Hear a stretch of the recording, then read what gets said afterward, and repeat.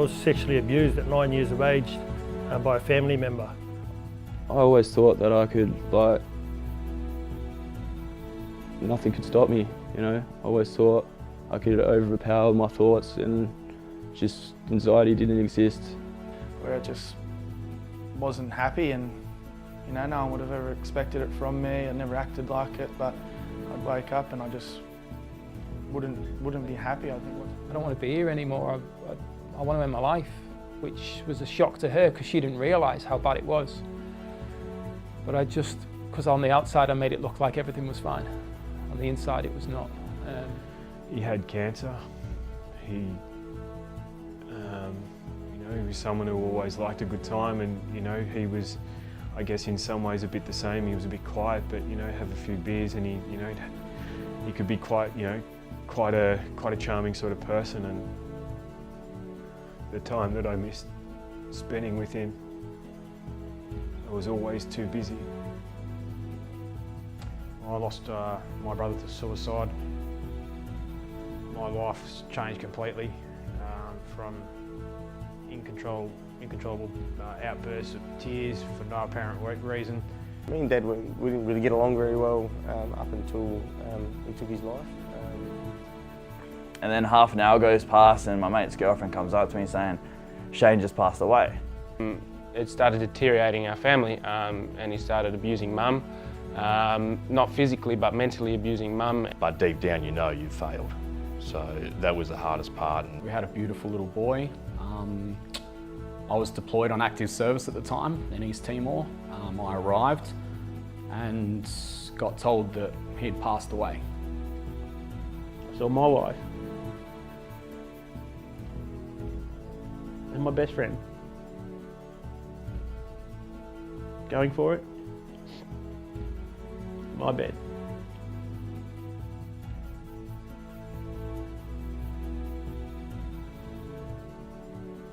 Yeah, I was just crying non-stop, all the time.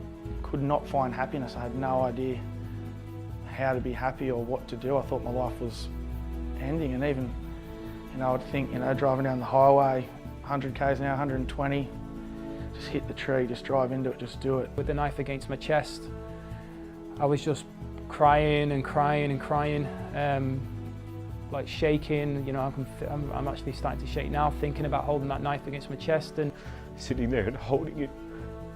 And by this stage, she was a shit.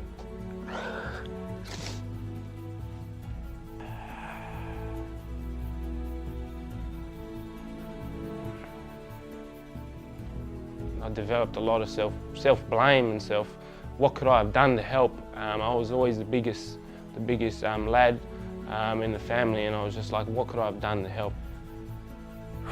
From that very moment onwards, that changed my whole life. I literally couldn't get out of bed. Like, I felt so disconnected with myself and I felt so alone.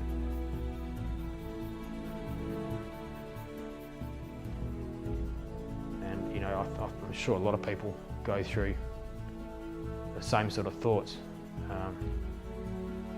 Because if I do, I'm only one person, there's going to be other people that do it too, you know, so. I just knew that it was a way out, and I used to play with the thought of what would life be like without Blake? Very suicidal. I live with the scars of that night all on my arms. Most of the people around you misunderstand who you actually are. They judge you for the person that they see, and that's even harder. I walked on the top of a bridge because enough was enough.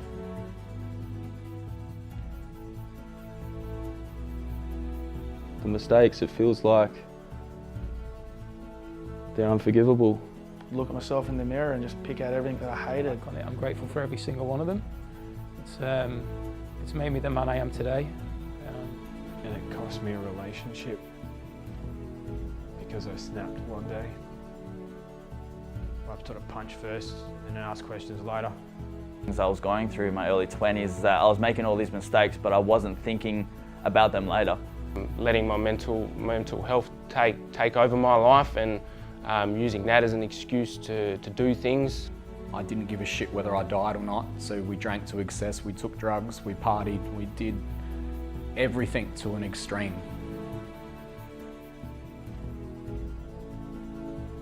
The hardest part is to take ownership at the start. Think about what you're leaving behind. I started looking on Google what to do and how to be happy, and then I think that's when the happiness code come up, and I was just like, everything that was there was like, yes, that's what I want, that's what I want. And since that day, you know, my bad days have turned into bad moments. Bad hours have gone to bad minutes. You know. Man Enough to me has come at the perfect time. There's a lot of other amazing organisations out there, but I believe that Man Enough's coming from the biggest focus is moving forward. I guess essentially look at this like a footy club. You know, it's blokes being there for each other, helping each other out. At the end of the day, you know, when you're playing, your common goal is to try and win. As men, we try and be staunch and you know, the provider and looking after everyone, but I think it's a big thing just to connect and be vulnerable. Not in a way that is weak and just try and push it aside. Try and break it down and understand what's happened and how that has affected me and how strong of an individual I am to still be here today. Like, I can't live like this anymore. I can't do it, and you know, I need to change. The stigma has to go. This idea that mental health is some kind of taboo or some kind of, you know, mental health challenges or some kind of weakness or some bullshit like that. It's just not true. I'm